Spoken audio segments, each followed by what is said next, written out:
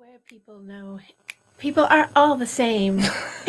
You want to go where everybody knows your name. Hello, good morning. That was the music intro for this Yeah, morning. that's right.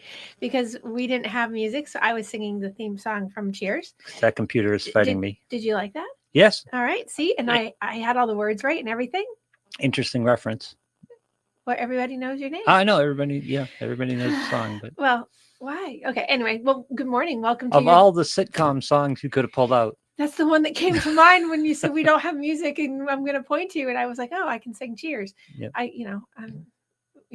Anyway, good morning. Good morning. Welcome to your daily Gameface. I'm Dr. Kim Lannon. I thought that was very creative, and I give myself extra gold stars for my songage and my singing. Your songage? I'll give you extra gold stars for that too. What song would you have picked as the intro? Because that's the one you said, there's no music. And I said, I'll sing. And that's the one that came to mind. What would you have picked? I'm not sure. This is psychological diagnostic right here. What would you have picked? Come on.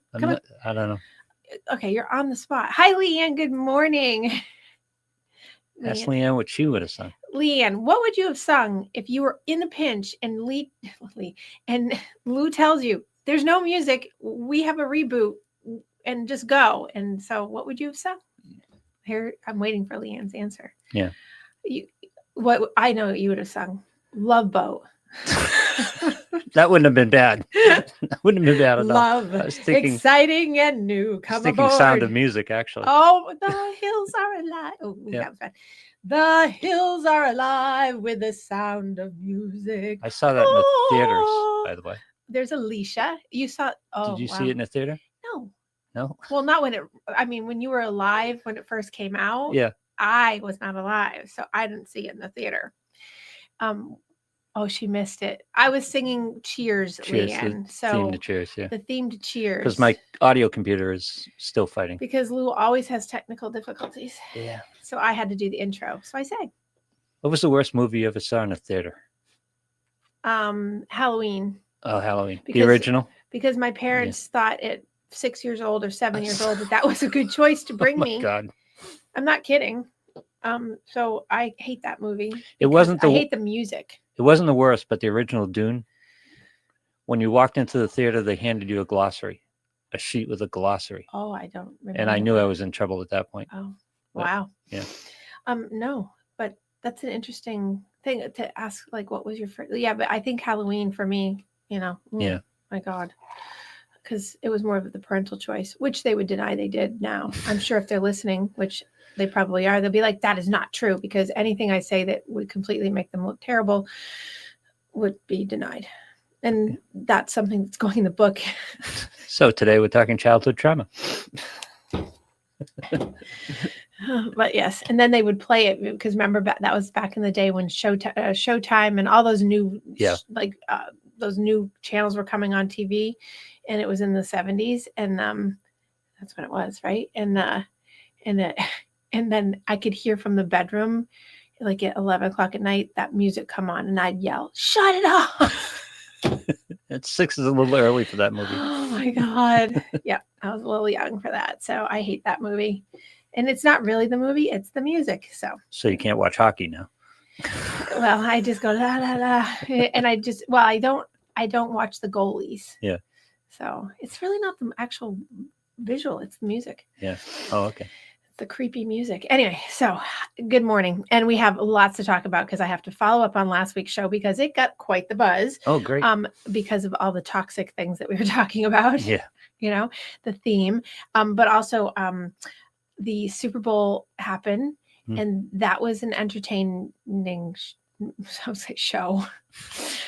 So it was interesting. And most importantly, I ended up with all of my function and all of my fundraising for the past month. I ended up with almost $13,000. Nice. I know, right? With everybody that came out at the end, and it was awesome. And people showed up for my party this weekend. Did they? Mm-hmm. The people showed up? The restaurant called me and said, you still have people showing up. It's the wrong weekend. I'm like, oh my God. So I couldn't have done a better job, I swear. And people have acknowledged. I sent out invitations. I sent out newsletters. I sent out it was clear the date. They're all dated. Yeah. Mm-hmm. And I love you all for making the effort to come out on all the wrong days. People came out on the 1st, people came out on the 9th. Some people came out on the right day, and yes, thank you. And anyway, but I made a lot of money. I didn't get to keep it all because obviously some of it had to go out to the payouts for the Super Bowl because that was for the charity. So I'm still working on it because I'm going to keep going because I have 68 days till the marathon. Yep. As of today, 68 training days left. Yay! And I will still keep fundraising, but in different ways. But so I'm at like 10,700 on my actual page, but I raised 13,000. Nice. But I had to pay out. So I appreciate all of the support, and it was awesome and fun, and the Super Bowl squares. And I actually won. I was in multiple pools of charity teamers that were doing the same thing, and I won $200. Good. I know. And I immediately took it out of my bank account and put it aside for my next cruise. There you go. Or Greece. Not Lincoln. There you go. That's nice. Just out it. Lincoln, Lincoln, Nebraska is fabulous. Right. I can't wait to go back to Lincoln, Nebraska. It's so good. You know? Never been to Nebraska. It's the only state I've never been to. The only state? The only state. And So you've been to North Dakota. I have. Well, You've competed, so yeah. But I also was in North Dakota because I had a boyfriend that lived there back in the day. Wow. Yeah. Well, I was a long distancer because of my gymnastics. Yeah. So, but that was in my later years. I'm just curious. What did he do in North Dakota? His family was military. Oh, so okay. they bounced between South and North Dakota. It's cold there. Wow.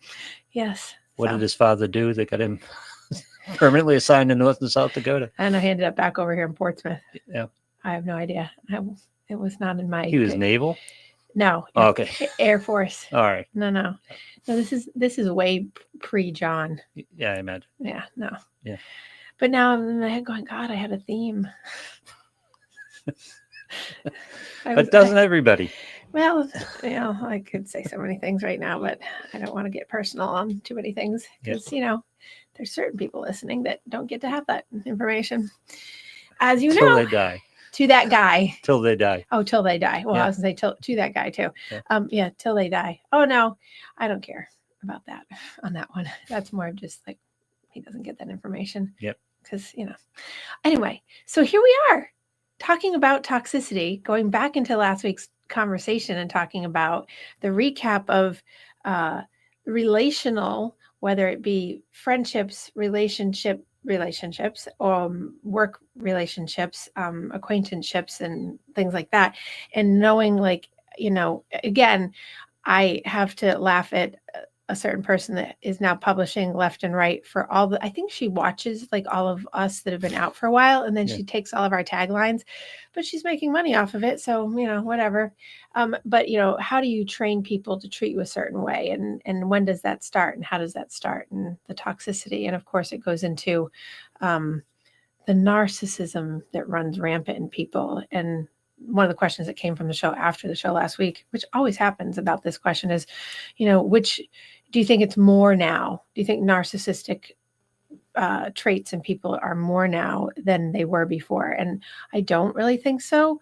But then I do really think so, more because we're highlighting it more, and we have an actual descriptor for bad behavior, and it's on a continuum because everyone has a little bit of narcissism. So I guess I start the show today with that narcissistic piece, that we all have our hurts. So when we get our ego, our reality manager, the thing that makes us go through the day and say, this is not delusional, this is reality, this is fantasy, this is, realistic or rational or reasonable, my 3 R's.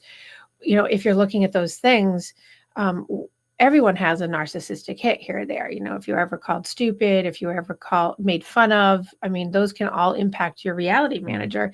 And then on that long, long line of continuum of narcissism, wherever your little damages are, they make a cumulative effect of how you will end up being resilient or not, and how then you'll be defensive or not, and how that comes out in your relationships and toxic unhealthy behaviors. So is narcissism hereditary? And I don't mean biologically, but I mean when you have a parent When you have a parent like socially showing you and modeling it, it can be. Yeah. So social model is, so if a parent, and this is how it would pass, if a parent is incredibly demeaning, belittling, not nurturing, insecure themselves, they're more likely going to create an environment for you to grow up in that, unless you have what I call your emotional yummy person, right? That is, like I had my grandmother, for instance, and I always have my clients pick an emotional yummy person in their life so they can reflect on where did they get their strength from versus where did they get their deficits or their growth edges from. And so if you have someone in your life like that, that's constantly, or at least some or part of the time, building you a self-doubt, a self-esteem dropper, something that's not healthy for a human being's brain, you're more likely to have more insecurities. And insecurity is the underside of narcissism. Insecurity is the basis for shame and embarrassment, and not, if you're not perfect enough, if you're not good enough, then you're more likely to have a higher level of narcissistic qualities about you because you'll defend against it. Now, that has a caveat to it, that doesn't necessarily mean that you're going to be a narcissist and be full blown into it. It means that you're just more likely. Now, if you have good self-awareness and you practice good self-care and you have realizations and good perceptive abilities, then you're more likely going to catch it and then be able to change it around and want to change it around, because you're going to know that it impacts people. If we're at a point where you lack remorse or you lack empathy, and it only comes because you're getting it initiated from someone telling you that you need to do it, or you're out of obligation and it's not coming naturally to you, you're further down the spectrum of the narcissistic scale than another person. Yeah. Right. So the hereditary pass would be the social modeling of someone having that kind of that ribbing of you all the time and really pushing at you. Well, let me modify. And it doesn't even have to be all the time, by the way. That's the other thing. People will be like, "Oh, my life was fine." It's usually very covert. Covert narcissism is much more prevalent. People usually aren't overt about it, but when they are, it's obvious. But the covert stuff is very prevalent. And so people, especially kids, don't realize it because that's their norm. So they think that that's what's normal to them, and therefore everybody must live like that. And that's not the way it is. I mean, if you grow up in a household where people don't say "I love you," and you then see a family that says "I love you" to their kids, that doesn't make anyone necessarily bad, but you're lacking, you have a deprivation environment somewhere, because I know a lot of old school families are not "I love yous," but that's actually important because it's a part of nurturing. So that doesn't mean that you're narcissistic, but you have a narcissistic injury. The ego has been hit with something that has abandoned you, taken away from you, detached from you, disconnected you. So you're less likely in a relationship, friendship, or whatever, to be able to connect in as well, maybe, as your counterpart. Let me parse the question a little bit more.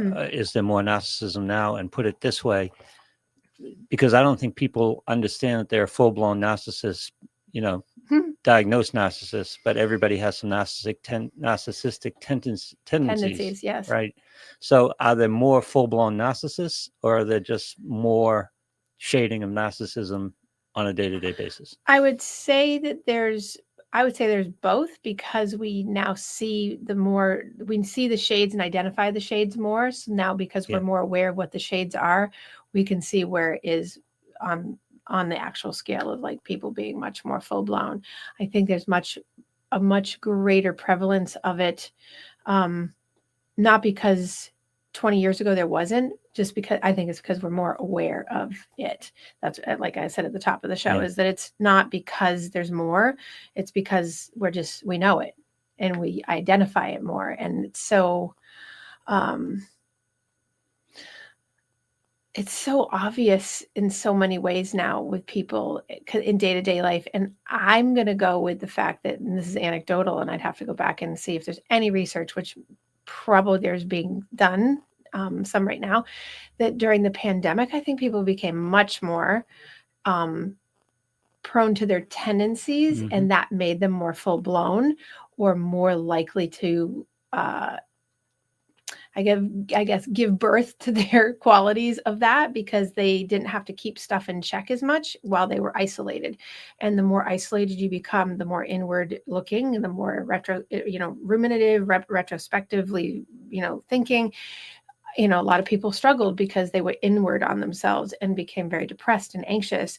And, deprivation often gives people birth to their depression. Depression and anxiety are born out of deprivation. It was aggravating for those tendencies too, wasn't it? Because more people get to see behind the curtain. You were in a smaller group of people, right. and your flaws showed up more, and you just struggled more protecting them, so your tendencies get more overt. Well, yes, and so on a really extreme level of to make the point, is one of the biggest concerns in psychology for us at the time, for psychologists, and I did see this because I was front facing the whole time, and I never went into hide mode. I was in the office 100% of the time.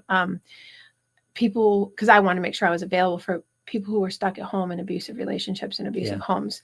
That's the extreme, is that if kids who grow up in abusive homes, let's just take not even physical abuse, let's take emotional abuse, because that's very, we don't look at it in the same way. People are always like, oh, it's not physical abuse, so it's not there. Yes, it is. So being present for kids and teenagers and people who are in abusive homes during the pandemic was really important, because they didn't have school to go to get away for 8 to 9 hours. They didn't have work to go to get escaping from the craziness, or have the person that was doing it to them leave. So it was full press all the time. Or also part of the abuse is ignoring you.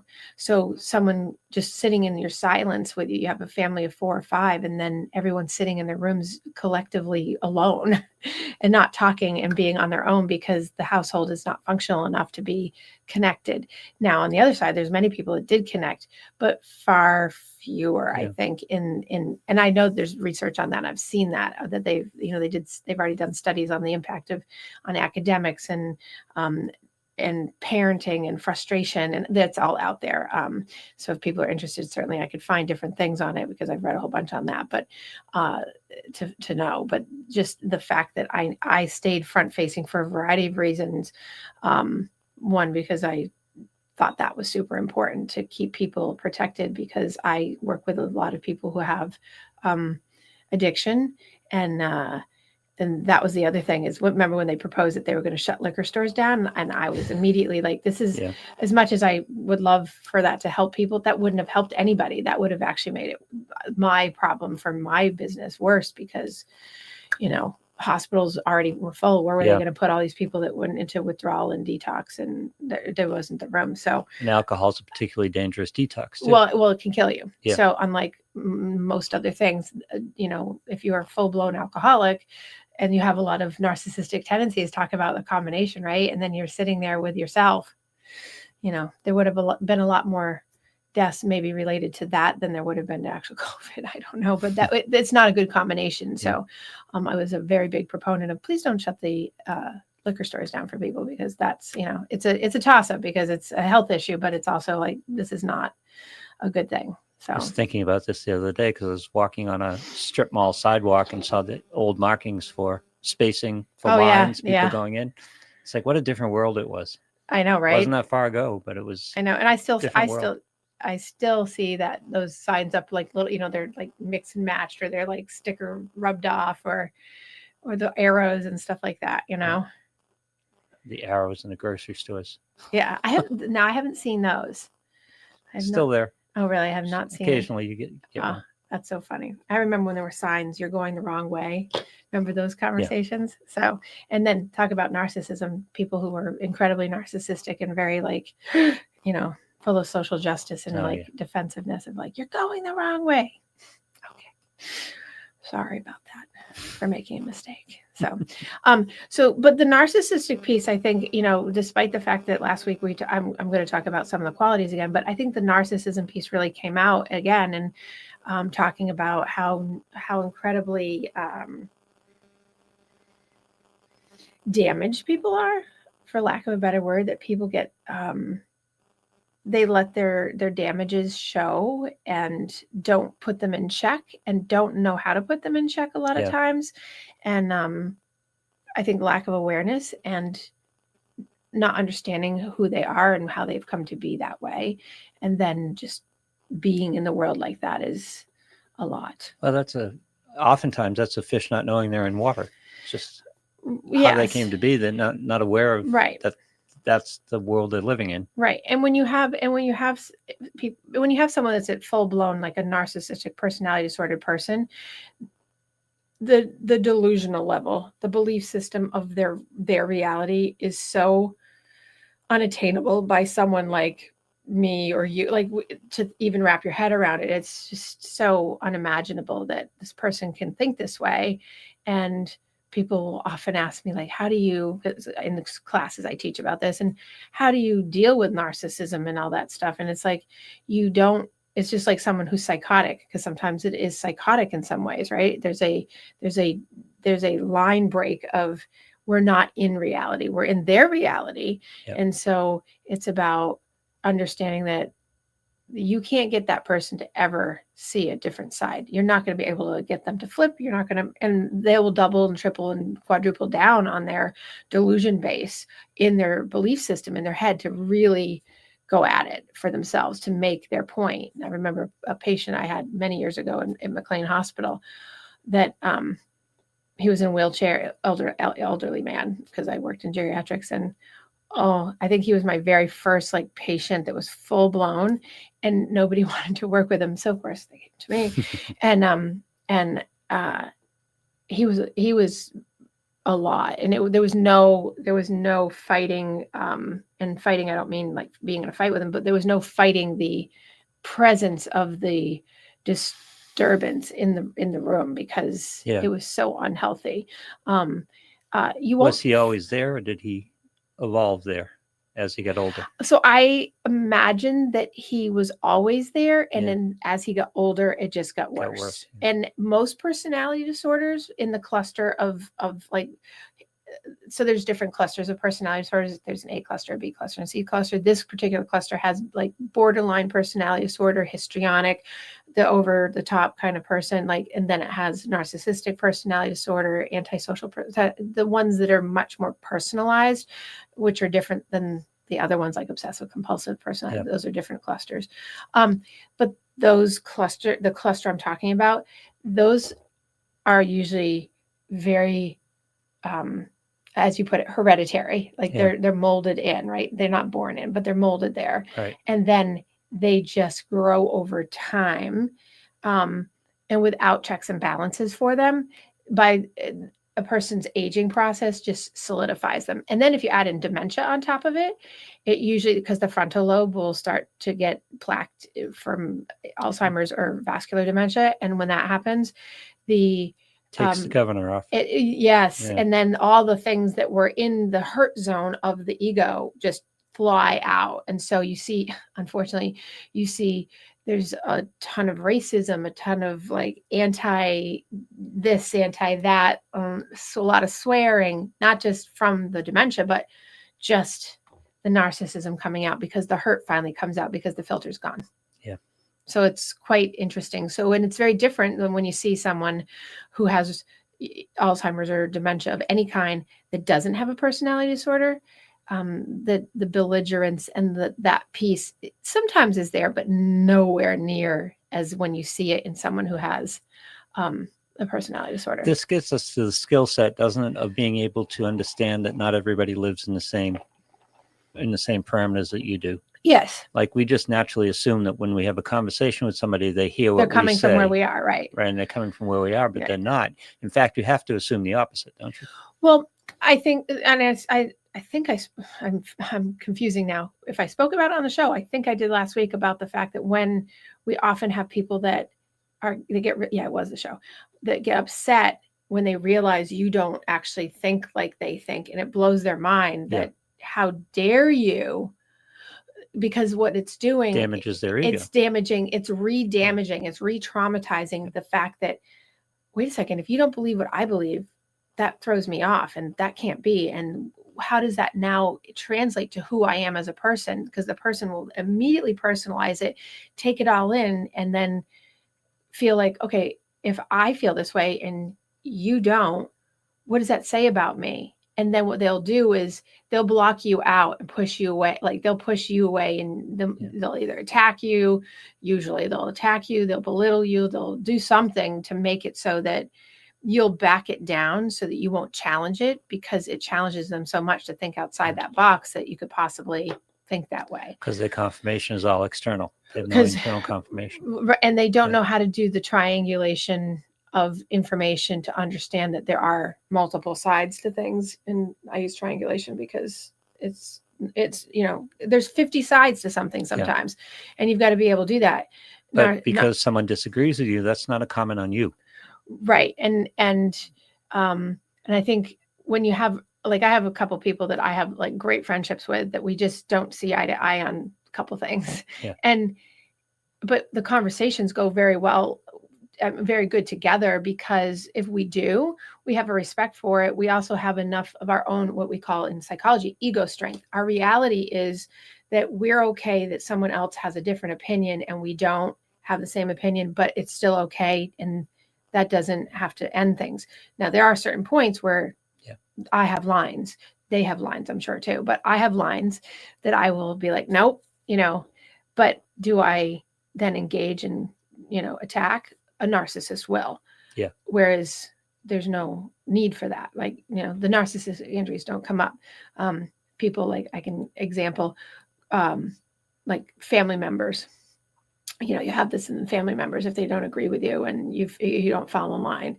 I mean, I've had certain family members look at me and be like, right out of the gate, like, if you don't agree, you're stupid. Yeah. Yeah. Okay.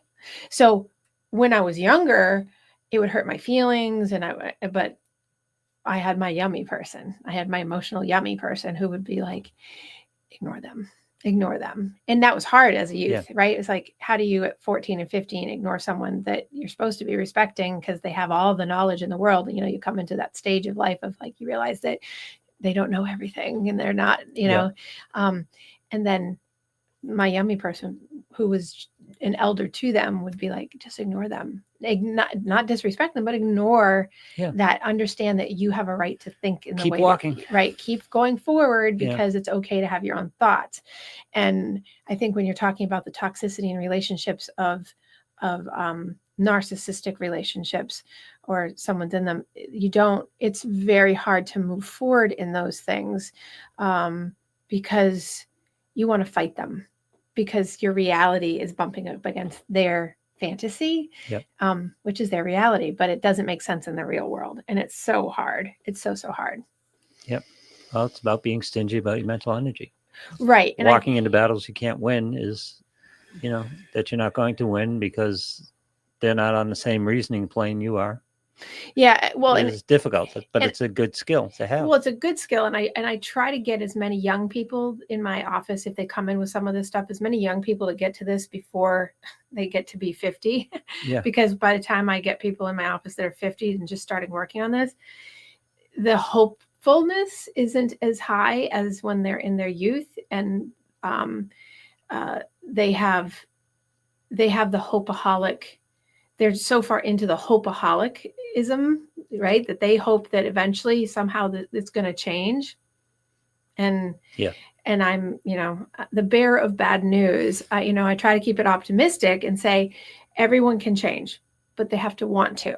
And if someone lacks awareness to change and doesn't want to, and you're the hopeaholic in the relationship, it's not going to work like that.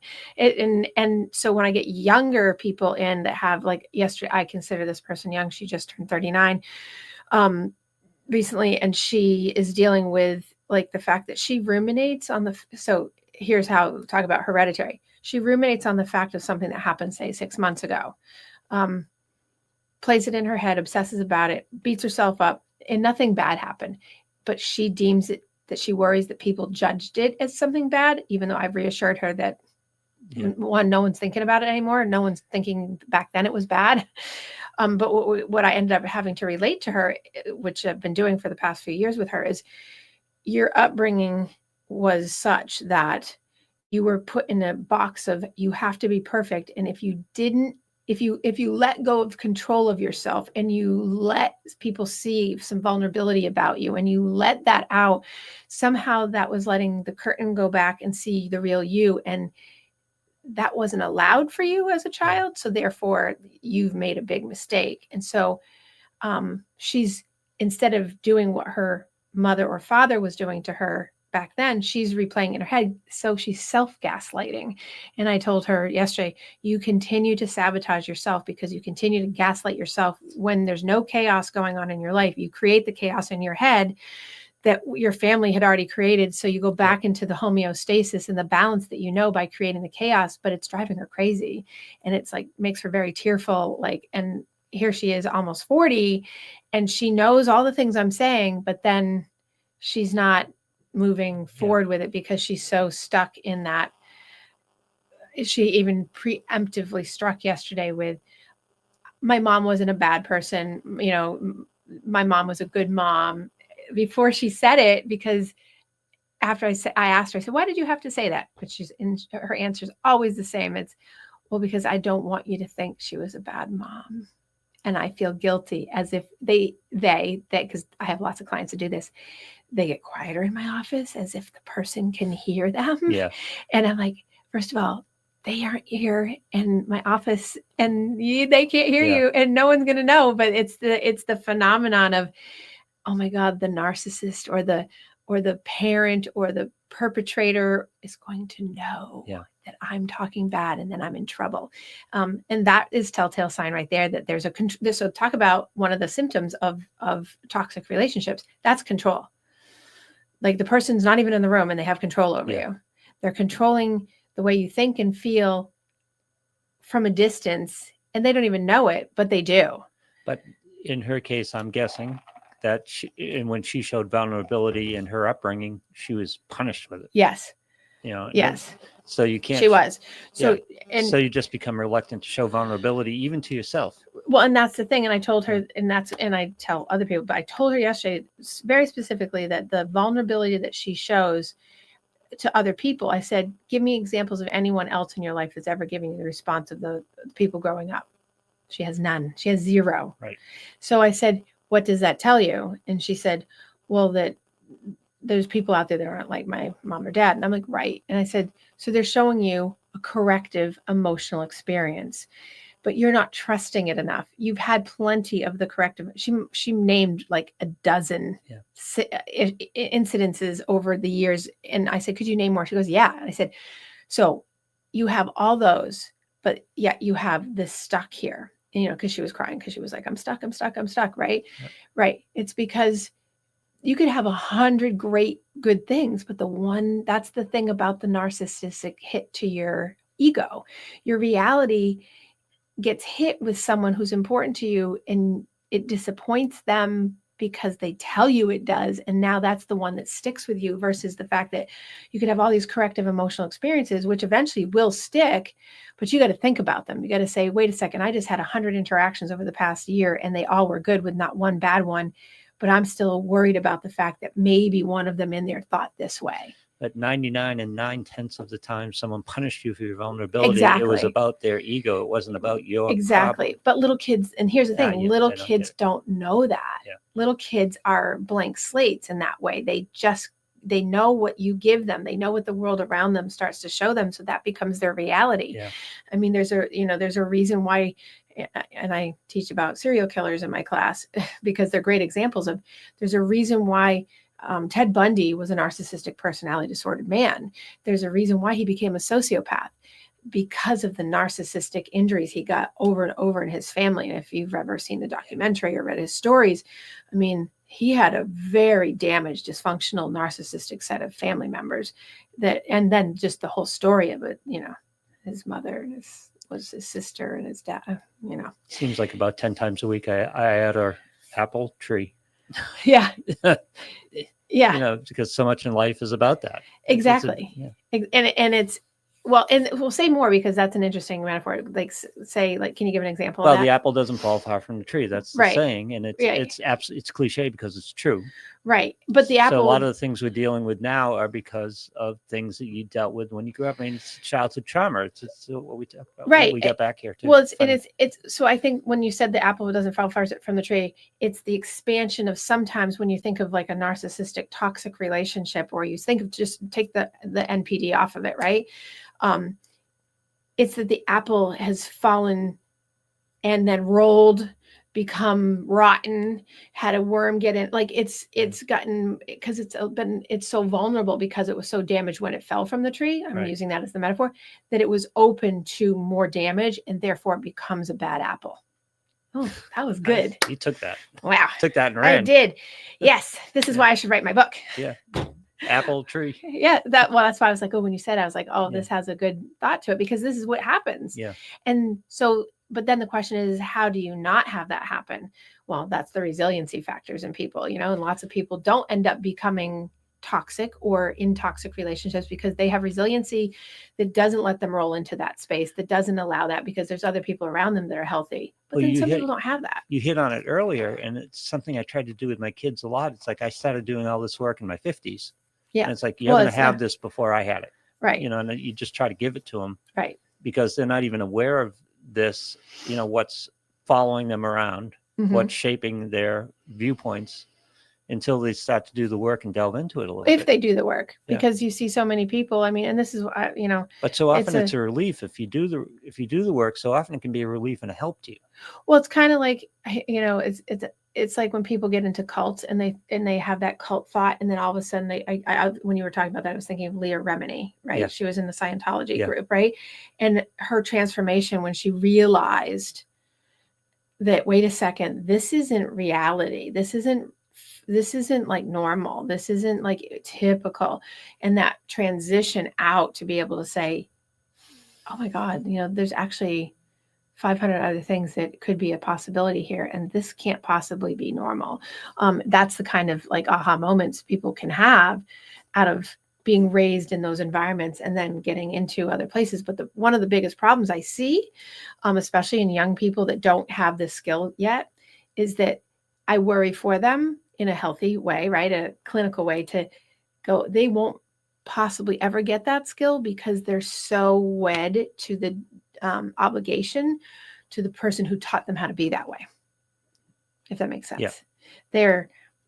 It's a betrayal if to the parent or to the coach or to the friend or whatever it was that taught them this, usually it's a parent, that they cannot move past that because they feel that somehow they're going to betray that person, and therefore they'll be seen vulnerable, exposed, and then they'll be considered bad because they were told, if you don't believe essentially what I believe, either covertly, usually, or overtly, then they're a bad person. And so then they become shamed. So then they have narcissistic injury. That's like, there's the loop. Yep. And then, so they're very wed to, like if you ask them, because I always ask people, well, what other beliefs could you possibly have besides that one? And some people can like come up with tons, but I can tell when I have a relationship in the room where that is probably going to be hard to move, when I get, crickets a lot of times, or I get that stonewalling kind of same response they probably were getting at home, they give to me as a way of deflecting and getting away from talking about the possibility there'd be another thought, or there could be something else out there, and that they'd rather fight about something that's really not real, reasonable, or rational. They'd rather fight about it than, because what it does is people who have that lifestyle usually have a chaotic environment in their brain and also around them, and then they create the chaos. And in order for them to survive relationally, they have to have chaos. So they create a fight. For younger people, it also can be useful, not so much for dealing with your own situation, but dealing with the people that you're dealing with. A lot of times, understanding them. Once you understand these concepts, you start to see people in their perspective, you start to understand why they react the way they do. Well, I think one of the benefits of being in my job is that I unfortunately and fortunately understand people way more than I understand yourself. No, I understand myself really well, but no, because I'm. But that shields you from taking the hit for it, because I was just going to say, I have a compassion level and an understanding, and sometimes I think my tolerance level is too high for some of the bad behaviors. Well, I know it is, because when you're raised, and this is for everybody, when you're raised in an environment like in the gymnast environment that I was raised in, that was, quite frankly, as Michelle put it, very abusive, right? Yeah. The gym was abusive. You become incredibly resilient to, you can take a lot. So, I can do Some people complain, oh, I had to work 5 hours today. I work 10, 12, 14 hours sitting, and people complain about 5 hours of work, right? And for me, I'll complain about 14 hours or 12 hours of sitting because it makes me mad. But it doesn't make me mad doing the work. It's just that I'm not up, right? But then it's like, but I'm resilient to the fact that, I was made to stand on a balance beam because I wouldn't do a skill for 4 hours. So I know how to wait something out. I know how to stick to something, and I stuck to my guns and didn't do the skill. Congratulations to me, right? But that gave me, I liken that to the fact that I can stick out a lot of things in tolerance because, at age 9, it was when I was 9, I was with a Russian and Romanian coach, along with 2 other coaches that will go unnamed, that thought that was a great idea, that if you didn't do the skill, that they would just make you stay there on the apparatus. Yeah. I stood there, wrote it out, and it got to be almost 11 o'clock. That's what happens to kids like in other environments. It's not just mine. That's just a resiliency factor that now you build. It's like, okay, now you become tolerant of shitty abusive behavior if you're not aware of shitty abusive behavior. Like if I didn't know that, I knew at 9 this was not normal. I also had a yummy person who came in and protected me on that when it was ticked. That was the same one afterwards. Like, what are you people doing? I think it also makes it easier to shed, because when you see someone's reaction and you understand why they reacted and that it wasn't about you and it wasn't your problem and it wasn't your failing, sometimes you can just, I don't give a rat's ass and just keep moving. That's their thing. I think that if that's when you're doing the work, you can get to that point once you're doing the work that you can be like that. And that was what I was trying to implore my client yesterday to do, is like, you can't forget things, but you have to move forward. And I never say let it go, because then people get upset. Like it's like, because they're so wed to it. I say, you have to move forward through it. You have to bring it with you in a way that's healthy and be like, I won't do certain things, but I also can be myself and not have to worry about this. And it doesn't matter. I always say to my clients, at the end of the day, did anyone die? Did you burst into flames? Right? And is it the end of the world? Yeah. No. It's just, but people are so afraid of the judgment or the thought of the original person being in their head, because they can hear it in the old tape, even though it might not be present right up in the front. It's still that they're doing it to themselves. They've just replaced the person, and the tape becomes their own. And so oftentimes you'll ask a kid or a teenager, well, is this more pressure from you or your parent or your teacher or whatever? And they'll be like, oh, it's me, it's me, it's me. And then 2 or 3 weeks down the line, after doing more work, you find out they've imposed on themselves to take the hit, that they are putting the pressure on themselves. Yep. And sometimes that is true. Yep.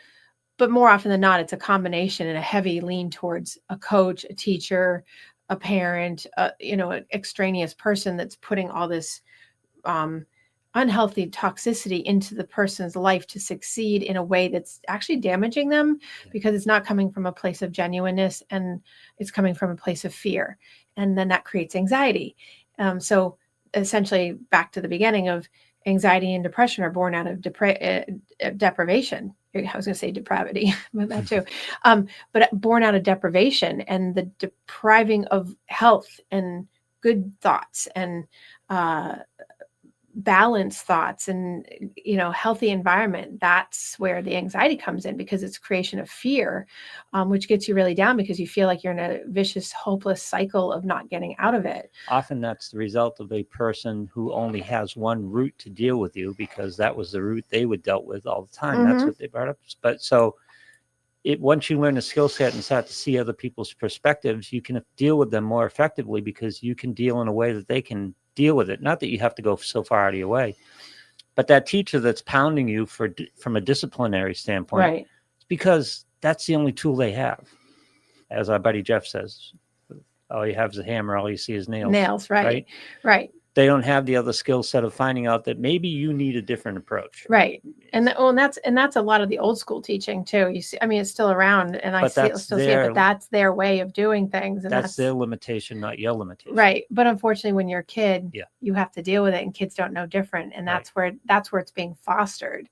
So when you have that, it's the kid who has ADD, or the kid who has or is intellectually gifted, or a kid that has dyslexia, right? Either side, and doesn't get the need met because they're getting belittled or brought down or Yep. ostracized or pointed out Disciplined or doing something, right? That reinforces this pattern that becomes the, I call it the seat of the soul. Your ego is the seat of the soul, non-religious context, right? So you have this space in your exterior, internal but exterior space that is getting filled with crap and damages and weeds and muck and mire, and if that's what you think is normal, that's what you'll sit in. And that's why I say you're sitting in your shit.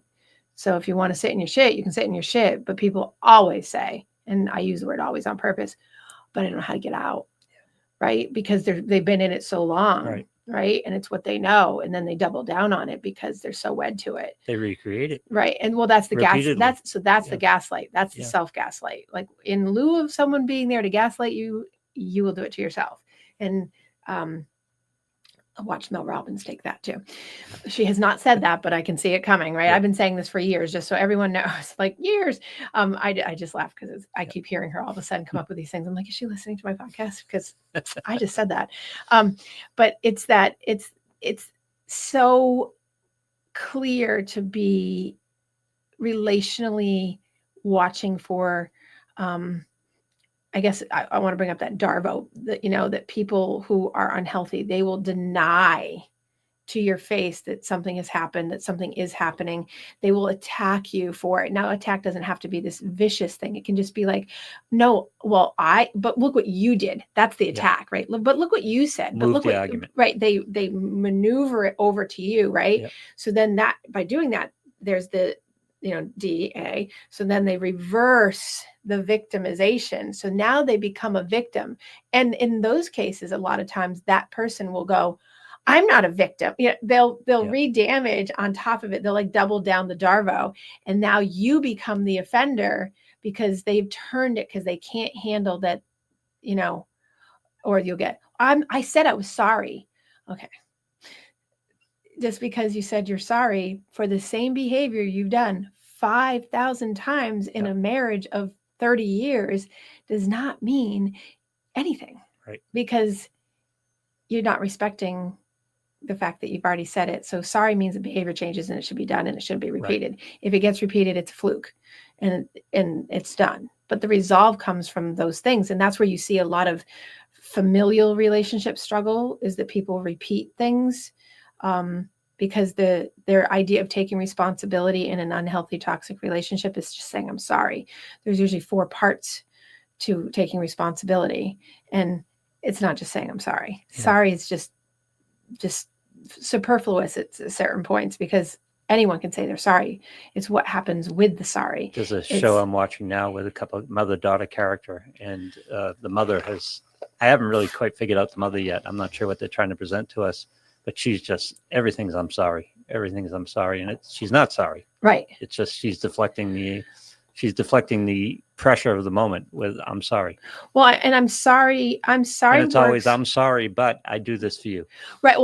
So there's the gaslight. Yeah. There's the dark, right? It's I'm sorry, but you made me mad. I'm sorry, but if you weren't so angry. So this is what I've heard recently. Perfect example. I'm sorry. And I would do something different if you weren't so angry. That is not I'm sorry. And that is crap. And now you've just gaslit it, fired it up, thrown it out the window like a Molotov cocktail, and now it's on fire. Seriously, because all it's doing is building a resentment in the other person, and the cycle never stops. But that's like to the point of that woman in your show saying, I'm sorry, I'm sorry. It's not genuine. It's not authentic, because it's not coming with the sense of awareness. That's one of the pieces, right? If you're taking responsibility for a bad behavior, you're saying you're sorry. Okay, check, whatever. But you're then not repeating the behavior. Right.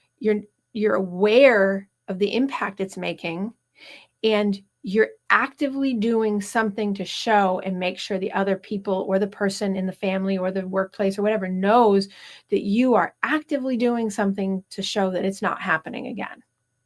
But people don't do that. No. Well, I shouldn't say people. Many people do that, because I know plenty of people who do that. But then there's people who have that narcissistic personality who do not do that. They do the I'm sorry, because they've gotten away with it. Yep. Because most of the time when you are around a narcissistic, toxic environment, when the person's a narcissist, most people go away from them. So there's never an opportunity for the narcissist to have to follow through on anything else because people abandon that ship. Yep. Especially in adulthood. People will be like, I'm out. That's why they're always cultivating supply, and there's always a chain of supply. So such an important point is that the chain of supply is vast. Yeah. Because there's always another new person that will come in and they won't have any idea what they're walking into.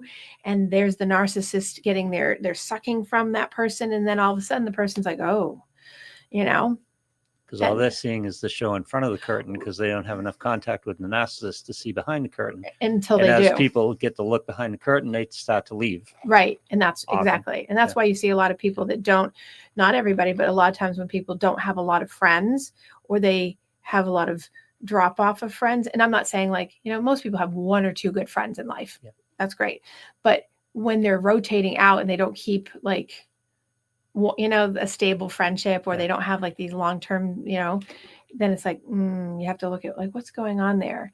Or you get people that say things like, oh yeah, I was they're one of my best friends. When's the last time you saw them? 30 years ago. Yeah. When's the last time you talked to them? 30 years ago. Okay. That's not a best friend. You're at most acquaintance, maybe. Yeah. And that's it's like Facebook, people say, oh, I have this friend. When did you meet them? Oh, well, it's if you're in that kind of relationship with a narcissist and you don't get cut up, if you extricate yourself before you get cut up, oftentimes you can feel that way. Oh, I really love them. They're great. I just can't deal with them. Right. They don't say that. Well, you have to love the reality. You love from afar. Yeah. Right. I love them because there's pieces of them that are great, because most narcissistic people, before they get to being sociopathic or completely psychotic, most narcissistic people have a nice grain of something good in them that, but you have to be able to tolerate the rest, and it's a hard road to tolerate when it's full blown. Because it's you have to deal with being around someone who's very person-centered of themselves, will tell you very, very clear that they'll tell you exactly what you want to hear. Yep.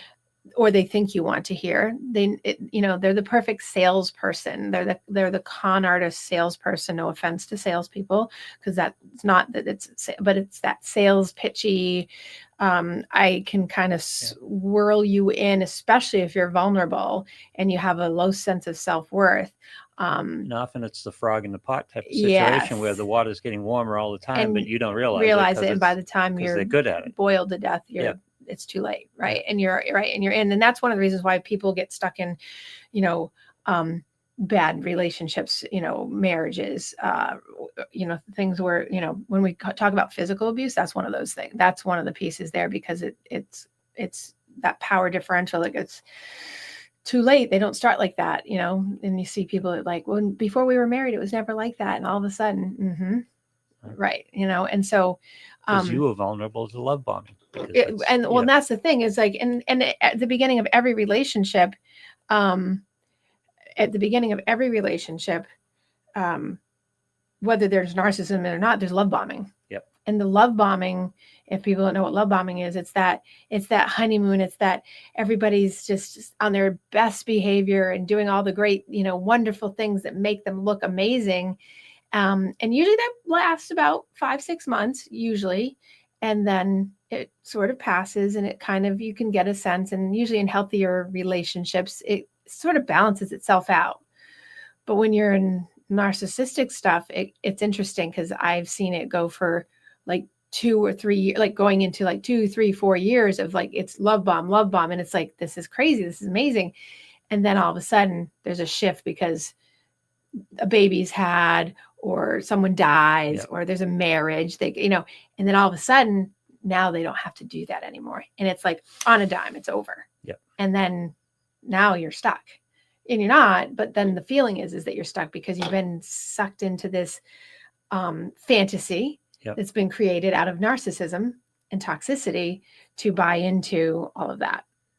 And so, and there's so many people that have these, pieces of that. And watching, I think for people who were asking me last week about this is like how to watch for like signs. And I think that gaslighting is a big sign, like being, especially in the love bombing phase, is, are you being maneuvered? And is it real? Is it, people say manipulation. I call it maneuvering, because people who use manipulation and maneuvering are using a coping strategy. Yep. This is how they get what they want, how they want their needs. That's the part of the Darvo, is like the turning around. It's the gaslight. It's the manipulation. I need my needs met. I'm the narcissist, right? Yep.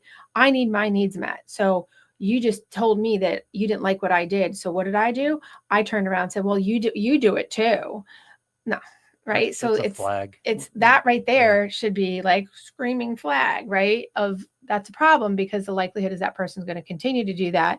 And they will never validate. If they do, it's an effort to gaslight you again in a different way, to get you to believe in a love bomby kind of way that, okay, we're okay now. Yep. When in fact you're not. Because that's part of that. And then it gets at that, and people, I was going to say, gaslighting. Do you know where gaslighting comes from? Comes from a movie, Gaslight. It comes from the 1944 movie Gaslight, and where the husband convinces his wife that she's mentally ill so that he can take her money, right? And so it doesn't really fall far from what happens in relationships a lot of times. Is that it's a controlling, it's a way to control a relationship. And I have clients that will talk about, like, I'm not controlling. I don't tell my wife what she can and can't wear. I think that that's like become this thing culturally that, like, that's control, is like, that piece is like, that's not control. Control is, again, covert and overt. It's that there's so many examples of it because it's just so, it's insidious, and a person who lacks awareness or does it on purpose with intent is so used to doing it that they don't call it that. They just, it's like, that's what their normal is. So it's that piece of maneuvering you around. Yep. Like I gave the example of the Darvo of, I'm sorry, I would do that if you were less angry at me all the time. Right. But I'm angry at you because you keep doing that. So there's no chicken and egg here. It's like you're doing it. So I'm angry, and therefore the resentment's there. If you stop doing it, I won't be angry. And then, right. So, but the narcissist turns it around and is like, well, I wouldn't do it if you weren't so angry. No. Yeah. No. Yep. Because the experiment goes as with clients and other people, that you stop. Okay. So hey, Sally, stop that behavior, because he says that it's because you're so angry. So she stops the behavior, and guess what? Nothing changes. Yep. Nothing changes. But what does change is usually the blame tactic. And then usually the narcissist and the toxic person will say, I'm not blaming. I'm pointing out something that's just a fact. No, you're blaming. Yeah. If you have to say, I'm sorry, or that I get it, but, or I get it, and this is what you do, or you do it too. Run. Yep. Run. And if you can't run, well, sell your house. So yes, when you express something, when you express a need and it gets turned around on you and you have the fault, that's a problem. Right. Yeah. Right. Or you express something to someone, and this happens in families all the time. You express something and the person gets angry because you ask for something. You ask, like, hey, can you not do that? Or can you please put this there? And I've asked you to do that a whole bunch of times, and it seems like you're just not hearing me over the past 10 years. Right. Yeah. And what they do then is just, they get mad at your request, as if, how dare you ask them for something, and that now you're doing something so egregious because you're being controlling, annoying, bitchy, whatever the words are that come out, right? It's like, no, you've been asked, and it's a level of respect to show to your mother, brother, sister, wife, husband, like whatever. It's like, if you're asked to put your socks in the bin, and they keep ending up, and you're not 14, and you keep doing it, expecting someone else to do it, and they ask you to, and you get mad at them. Yeah. So one of the things I've talked about before about narcissism is setting your own personal boundaries. That doesn't mean you're going to boundary the other person because you can't control them. But for you is being able to be like, I think I said this last week too. I am unapologetically me in the year of me, especially, right? In the year of you, you have to be unapologetically you to be able to say, I've asked you for something or I've said something to you, and I will not participate in the fact that you get angry because you don't like my ask. Yeah. Right. Or in other scenarios, it's the toxic behavior of the person getting angry at you because they don't like your reaction to their bad behavior. That's so common. Yep. And if you see that, a person getting upset or losing and getting that rage quick or that right away because they don't like your reaction, that you have a hurt feeling or that you say, hey, that didn't feel good, and they immediately rage back at you, that is a problem. And that's where you have to be able to say for your own inner boundary of, and you can say that to them. You can say, I'm not responsible for your crappy reaction right now because you're mad at my response because you have really bad behavior. Yeah. Or you have really unhealthy behavior because you can't respond appropriately like an adult, right? Expect kids to do that. That's what you teach kids to stop doing because they get impulsive and their polyvagal system dysregulates and I'm not getting my way. But when you have like a 40 or 50 or 60-year-old doing that, you're like, Houston, we have a problem. we right. But we do. We have, but we do societally, we have that problem because there's so many people that are on this continuum. Because it's become generational. That's the way it was modeled. Right. Again, apple tree. Right. Exactly. Like, and I think I talked about this last week too, that I had the colleague that did the video of the movie video for couples, and she did this, and she asked the male in this, tell me what's happening here, and it was talking about the 4 horsemen of divorce, like the contempt, withdrawal, disdain, and anger, right? And being able to read the cue, right? And a narcissist will have a really hard time reading the cue, or if they can read the cue, they'll do it, but then they don't know what to do with it after. Like, oh, that's contempt. It's like, that's withdrawal, silent treatment. Like, that's all just abuse. I'm going to remove myself from the situation because you're too upset and you're too sensitive and you just can't be talked to. And then they walk away. That's abuse. That's more, and I see so many different types of those things going on in families and relationships and work environments too. People are just like, I'm just not going to talk to that person. That's not good. Yeah. There's a technique to walk away and do couples therapy or do even in industrial organizational business work of like relationships. You take 20 minutes off and then come back and try to work it through. We don't do silent treatment. That's an abuse tactic that usually is childhood born that, oh, you pissed me off, or you didn't get a good enough grade, or you you didn't stay with me over the weekend and you want to be with your friends instead of staying home with your parents. Like, that's all control. Control.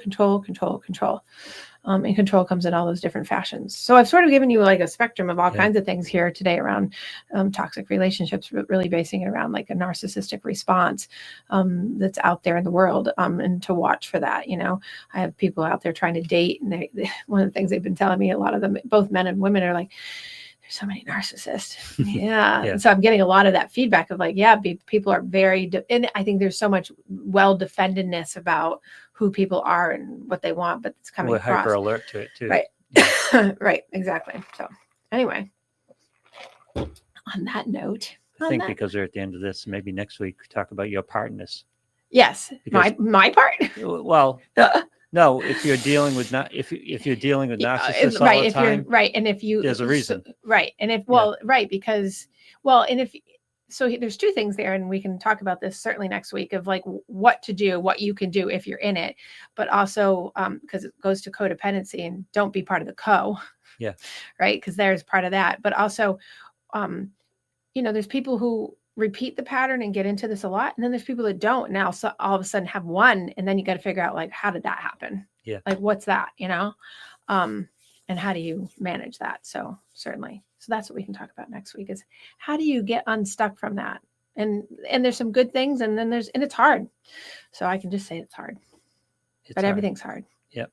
But it's all how you set your own personal But boundaries. awareness is often a key. Awareness and your own personal boundaries for yourself. Yep. Not trying to control someone else, but just being like, and I guess in closing, one of the personal boundaries I was just thinking of as a client was talking about, like she got told, like, oh, by her husband, you don't let me do the money, and I can't keep track of my own. And there's a reason. He was in addiction. And when he was in addiction, he blew through $75,000. Yeah. So as a boundary, he interprets it as control. She protected the house and her life and their life as a whole by saying, we're going to have joy, and I'm going to watch, and you're not going to have access to mine, but I'm like, because that's, there's always a chance of relapse. So therefore, I'm not going to let you clean me out. And instead what he did is like turned it on her and be like, you're controlling. Yeah. She's like, no, it's a consequence. It's a consequence for you not being able to manage yourself. And that when you're out of control, I'm going to be in control of my life. Who? You hate consequences? No, people in general hate consequences. Well, especially when they have that narcissistic streak to them, right? It's like, and they don't turn into victims. It's not a consequence. Exactly. And abuse. they don't think like I'm in addiction. I blew through $75,000. I might have tried to get on a plane with all your credit cards to go to Brazil, but in the long run, what's the problem? Right? Is that true? I can neither confirm nor deny anything, because then I'm just making stuff up. Right. Yeah. But then the person, 10 years, 15 years later is like, well, you're controlling with the money. Yeah. Yes. Well, yes, but not in the way you're talking about. Yeah. Right. It's about like, I don't want my house to go sinking. I don't want my car to go away. I don't want your car to go away. I don't want, but the person who's in that frame is so caught up in they're stuck in the little kid. So from the psychological perspective, it's like, oh, you can see the age level of regression of the stamping tantrum feet of like, it's my money. And well, you can't manage your money. Well, and and if you don't have a relationship with people, and you don't have a family, and you don't have children, and you don't have other things that are depending on you, great, go spend it and have a blast. But unfortunately, if there's only someone that's responsible in it, they're not controlling. It's the old saying, when you have the facts, you pound the facts. When you don't have the facts, you pound the table. Yeah. And that perfect. And this is a pound the table thing for this person. Yes. If you don't have a good argument, you throw a tantrum. Exactly. Yeah. And more often than not, when you have those toxic narcissistic relationships, the tantruming is going on a lot. Because there's no basis for the argument. Right. Because they have no fact. Yeah. And when you bring facts to them, it's like it floods them. It's too much because it goes against their reality. So, we're going to have fun next week. Let's come back to that story. All right. Music back, by the way. Oh, well, good. So we're going most of the show. But... I know. Well, that's great. But I can sing Where Everybody Knows Your Name. Right. And we're always glad you came. We'll see you next week. And thank you for showing. And bye, guys.